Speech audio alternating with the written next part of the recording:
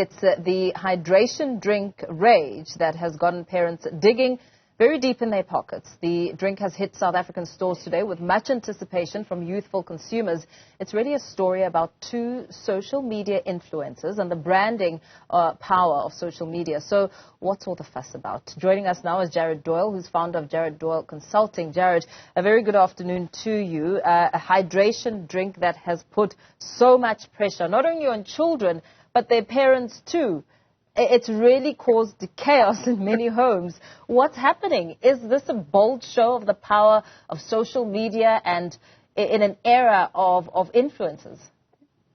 Well, I think that it's more than that now at this point. I think that this now literally shows the power of the influencer economy. And it's something that people, organizations, brands, events, and literally pop culture in general need to start paying a lot of attention to, because this is going to be the way of the future from now onwards. People who are controlling, who have control rather over their social media power will have control over the narration of what's happening in the world. Yeah, and I mean, an indication that that space is growing, but of course parents have had to pay quite a lot. And it also makes us all wonder how much money this brand has made itself.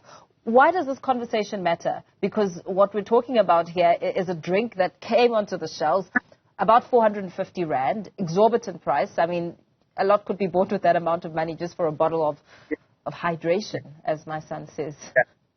Well, I don't think that was the initial plan. It might have been the initial plan, but I know that this drink retails for about $2 to $5 in the US. And I think that it actually came in, not in, 100% kind of authentic ways. So people were kind of price fixing the initial deal. But what this did was create this kind of elusive product that they basically created a, luxurious product that everybody was talking about on social media and got excited over. And then when the price went down from 400 Rand to 40 Rand, all of a sudden this was something that people saw a lot of value in. So there's a lot of people that are now buying the product just to resell it to friends and family and their, inner circle, or just for the prestige of posting something on social media, because it's like, oh wow, okay, this thing was so expensive and so unattainable, but now suddenly it's been made attainable, and that's basically where the excitement is coming from. So even if it was done authentically or inauthentically, the proof is in the pudding, literally. Yeah, absolutely. But it does look like a well thought out plan, a brilliant marketing strategy that really, had a lot of impact. I mean, if you talk about people who bought it to resell, that speaks to some sort of high value. Exactly. So I do think that there was some thought to it. There was something involved, as much as the owner of the company, Logan Paul, tries to deny that.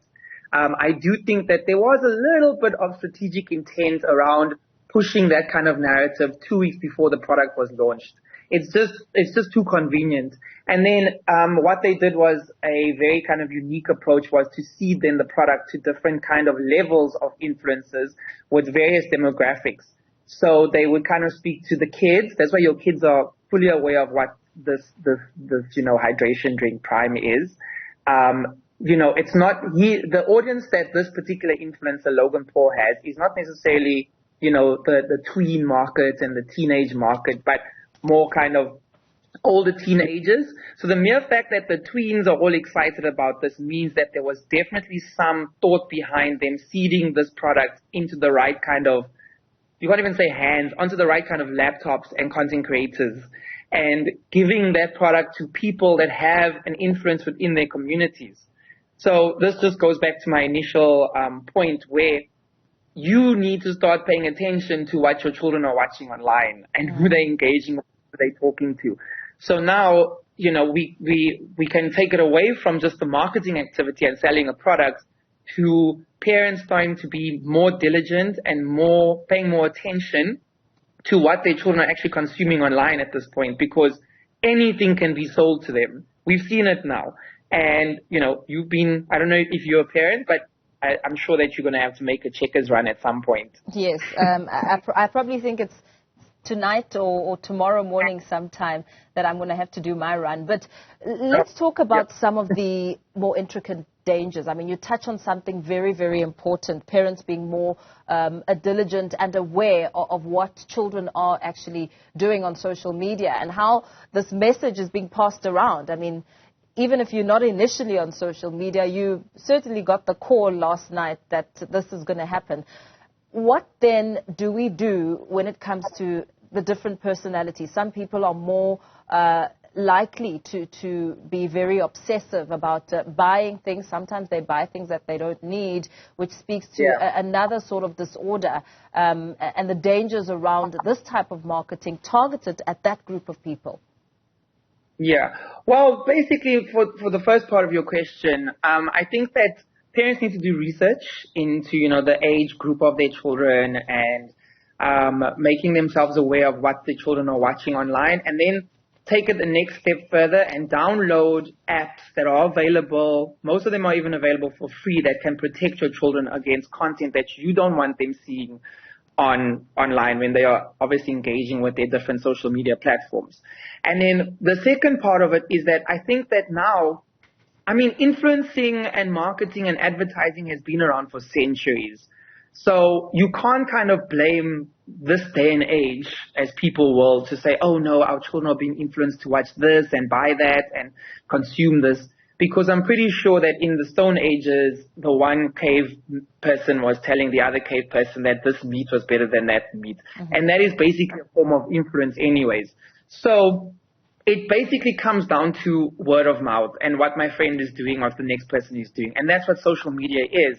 So if everybody was seeing all of their friends and everybody going and running to go and get this particular drink, they just wanted to be part of that conversation and part of that narrative.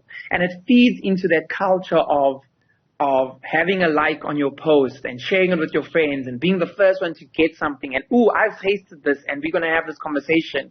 It just feeds into that instinct and that human nature of wanting to be part of something and something bigger. And what marketers and smart marketers understand is that this is what basically drives human behavior. So, or purchasing behavior rather. Mm. So that is what we need to then pay attention to. If you don't want to buy something, just don't buy it, but you cannot blame the machine, you have to then have, some kind of your own personal reasoning, because this is a business and it's literally the way the world works at this particular point. So people can't go around saying, oh no, I was influenced by this negatively and it really doesn't taste the best or it's not the best drink. Yes, cool, that's your opinion, but you can't go and blame the fact that you were influenced. And so people need to just have full discernment in what they want to buy and what they don't want to buy, and not blame, influencing and influencers and content creators for just basically getting their check at the end of the day. Do you think much of the other hype, why can't we have people rushing off for local products like this? Do you think the other hype is that it's not from South Africa, it's relatively unknown and it comes from overseas or wherever? Do you think that also has a lot to do with the type of audience and enthusiasm which comes with such a product? Definitely, because I think, we live in two economies in South Africa. We have, the haves and kind of the have-nots and somewhere in between. And it's very important for any kind of marketer and anyone, and even a consumer, to understand the difference between those two product offerings. So this product has basically transcended those barriers within South Africa, because a lot of brands and companies try very hard to kind of hit a particular market or particular segment. And I think what they have done correctly is just create this excitement across all platforms. So platforms that would talk to a lower income segment are aware of this product versus a higher income segment. And the lower income segment might see more opportunity in that, whereas the higher income segment might just want it for the flossing and, look, I have the product now in my hand.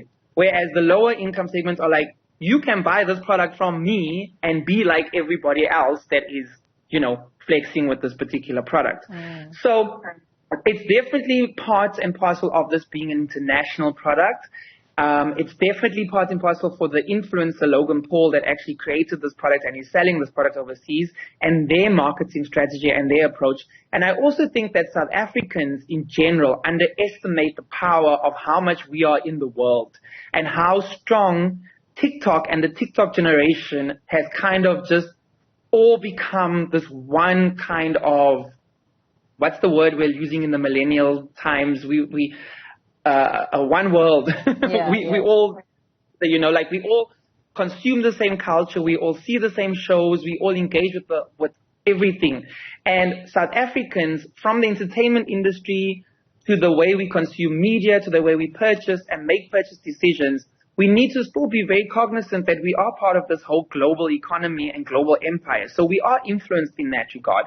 And a lot of people where we shortfall as South Africans is that we tend to focus on a specific group of individuals, and we kind of estimate the consumer a lot. That's what I've gotten like in my research and with my client base and those kind of individuals, is that I always tell people, stop underestimating the audience. The audience is much more capable and much more perceptive than you think.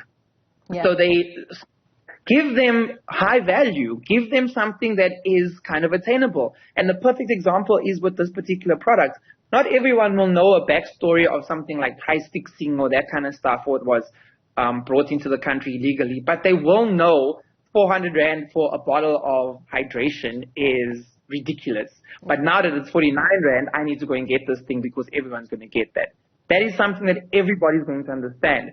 So if you're a local person and have local products that you need to sell, I think that it's very important that you need to think strategically about how you're going to approach this. And I think that you need to invest in social media and invest in the influencer economy and invest in making sure that you are online. Because if you're not online in this day and age, in 2023, and if you're not repopulating content from traditional media sources onto, online traditional sources, well, not online traditional, sorry, but more like online sources, yes, then you're falling short and you're giving yourself a disservice and your consumer a disservice. Absolutely. Thank you so much. Thanks for that comment and remarks there by Jared Doyle, founder of Jared Doyle Consulting, speaking about this hype around a drink which has really caused chaos for many families.